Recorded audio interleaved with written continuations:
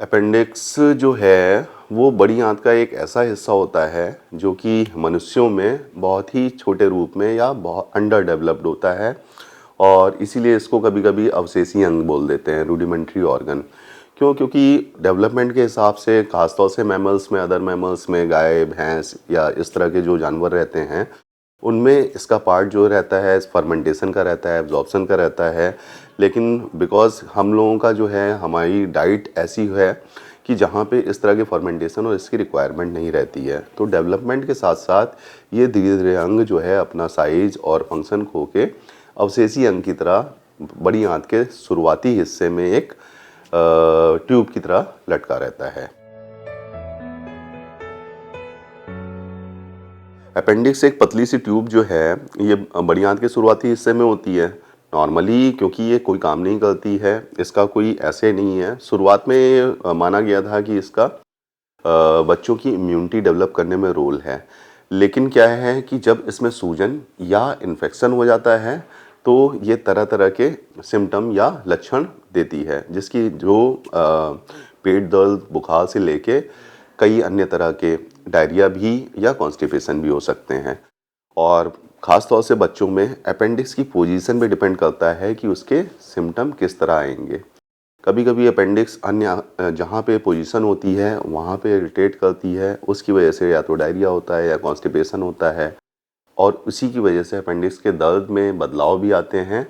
और कभी-कभी अगर इग्नोर्ड केस होते हैं तो कभी-कभी ज़हरवाद या फिर फीकल फिस्टुला या फिर जॉइंट की एबनॉर्मलिटी भी हो सकती हैं। बच्चों में अपेंडिसाइटिस कॉमन है, ख़ास तौर से टीनेज में। और अपेंडिसाइटिस का जो कॉमन कारण बच्चों में होता है वो ये रहता है कि अन्य किसी वायरल इन्फेक्शन की वजह से हो गया है। समटाइम्स कभी-कभी क्या होता है खान-पान की वजहों से भी होता है। खाने में अगर जंक फूड, फास्ट फूड बहुत ज़्यादा है, रेशेदार भोजन की कमी है और या फिर खाने के द्वारा कोई इन्फेक्शन आता है या फिर कभी-कभी क्या है पानी की कमी की वजह से या अन्य कारणों की वजह से मल के छोटे-छोटे टुकड़े जो बन जाते हैं वो कभी-कभी इस पतली सी ल्यूमेन को ब्लॉक कर देते हैं।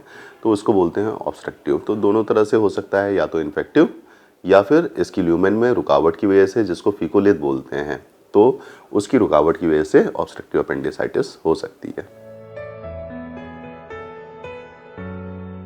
सबसे पहले तो ये है कि किसी भी बच्चे को अगर इस तरह के सिम्पटम हो रहे हैं, पेट दर्द या इस तरह की चीज़ हो रही है जो कि पर्सिस्टेंट है, उसको तुरंत डॉक्टरी सलाह लेनी चाहिए।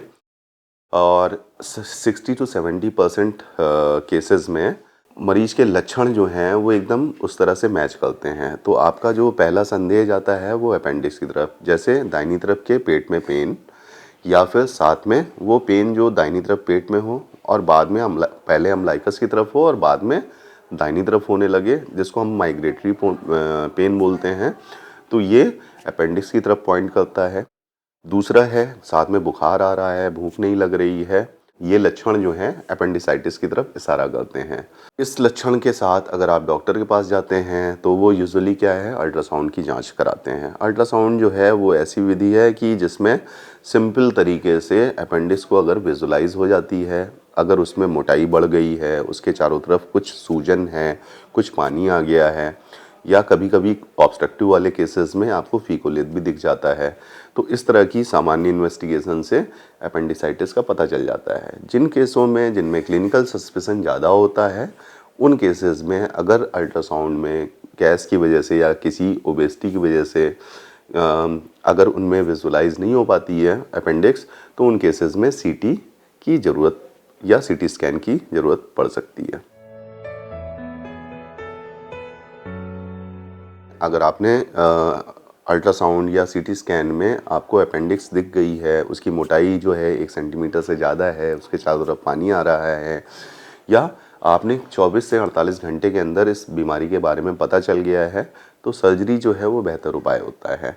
लेकिन अगर 48 घंटे से ज़्यादा का समय हो गया है, तो इसको नॉन ऑपरेटिव मैनेजमेंट या उस समय सर्जरी नहीं करते हैं, एक्सपेक्टेंट मैनेजमेंट करते हैं। मरीज़ को जो है कुछ टाइम के लिए मुँह से केवल क्लियर लिक्विड देते हैं या फिर खाना-पीना नहीं देते हैं और जो है इंजेक्शंस और दवाइयों पे रखा जाता है और उम्मीद की जाती है कि समय के साथ ये बेहतर हो जाए। तो 60 से 70% केसेस में नॉन ऑपरेटिव मैनेजमेंट से उन मरीजों को आराम मिल जाता है जो कि 48 घंटे बाद प्रेजेंट करते हैं। और जिनमें आराम नहीं मिलता है, इस दौरान मरीज की जो है वो बहुत ही क्लोज मॉनिटरिंग की जाती है और कुछ अगर ऐसे लक्षण मिलते हैं जिसमें कि इमरजेंसी ऑपरेशन की भी ज़रूरत पड़ सकती है तो उसको किया जाता है। तो नॉन ऑपरेटिव और ऑपरेटिव या ऑपरेशन के बीच में भी कभी कभी इंटरवेंशन रेडियोलॉजी की मदद से भी इसको रिजॉल्व करने में मदद की जा सकती है, जिसमें उसके अराउंड का पानी पस अगर कुछ बना होता है तो उसको केवल सुई या नली द्वारा निकाल दिया जाता है। अपेंडिसाइटिस का बचाव करने के लिए है, एक तो सबसे पहले है खान पान, इन सब का ध्यान रखें। दूसरी बात है हेल्दी लाइफस्टाइल जिएं, अपने खाने में रेशेदार चीज़ों की मात्रा बढ़ाएं, पानी का भरपूर सदुपयोग करें और कभी भी इस तरह की दिक्कतें होती हैं, वायरल या इस तरह के फीवर आते हैं, क्योंकि उस समय इनके चांसेस होने के ज़्यादा होते हैं, या इस तरह के सिम्टम आ रहे हैं, पेट दर्द साथ में बुखार और ऐसा दर्द जो नाभि की तरफ हो और बाद में दाहिनी तरफ पेट में चला जाए, और तो उसमें तुरंत डॉक्टरी सलाह लें। तो टाइमली सलाह से इस तरह के टाइमली सलाह और सही उपचार से अधिकतर चीज़ें बिना ऑपरेशन के सही हो जाती हैं। लेकिन अगर ऑपरेशन की भी ज़रूरत पड़ती है तो वो भी अगर समय से पहुंच जाते हैं तो बहुत ही बेहतरीन और बहुत ही अच्छा रिज़ल्ट मिलता है। तो इसलिए है, पहले तो ध्यान रखें खान पान का, और दूसरा है अगर कुछ इस तरह की ज़रूरत पड़ती है तो उचित या जल्द से जल्द डॉक्टरी सलाह पे अमल करें या उनको मिलें। अपेंडिसाइटिस जो है, पहला तो यही है, जो लक्षण हैं इसके पेन, फीवर और एंड, तो अगर ये शुरुआत में समय रहते पता चल जाती हैं, उपचार हो जाता है, तब तो इसमें समस्या होने का चांस बहुत कम रहता है। लेकिन किन्हीं कारणोंवश अगर आप चिकित्सीय उपचार अगर आप समय से नहीं मिल पाता है या फिर समय से इसका पता नहीं चल पाता है, डायग्नोज नहीं हो पाती है, तो इसमें बहुत सारी समस्याएं आ सकती हैं। बहुत सारी समस्याओं में ये है कि अपेंडिक्स के इन्फेक्शन की वजह से कभी कभी खून की नसों द्वारा इन्फेक्शन जो है अन्य अंगों तक पहुंच सकता है। अन्य अंगों में अगर सबसे पहला ऑर्गन क्या है, सारी आंतों का जो खून है वो लिवर के द्वारा ही जाने के बाद, वहाँ से फिल्टर होने के बाद फिर बाकी शरीर में जाता है। तो सबसे पहला ऑर्गन जो है वो प्रोटेक्शन जो है वो लिवर द्वारा प्रदान किया जाता है। तो अगर इन्फेक्शन अगर खून के द्वारा अगर फैलता है, लिवर में जाता है, तो कभी कभी लिवर एब्सेस या लिवर में मवाद बन जाता है और उस मवाद की वजह से क्या होता है, पर्सिस्टेंट फीवर आता रहता है।